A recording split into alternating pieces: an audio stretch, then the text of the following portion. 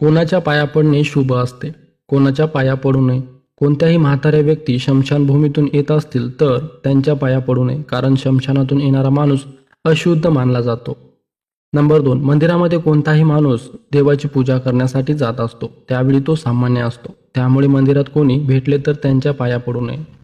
Number 3, झोपलेल्या माणसाच्या पाया पडू नयेत, कारण शास्त्रानुसार हे अशुभ मानले जाते. कारण शास्त्रानुसार झोपलेल्या माणसाच्या पाया पडणे म्हणजे मृत्यू पावलेल्या माणसाच्या पाया पडल्यासारखं असतं, त्यामुळे खूप नुकसान होऊ शकते.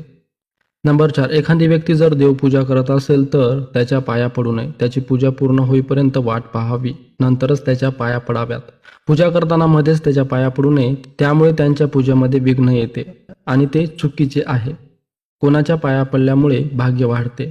नंबर 1, मोठी बहीण आणि आत्याच्या पाया पडल्यामुळे बुध ग्रह मजबूत होतो. नंबर 2, वयस्कर माणसाच्या पाया पडल्यामुळे केतू ग्रह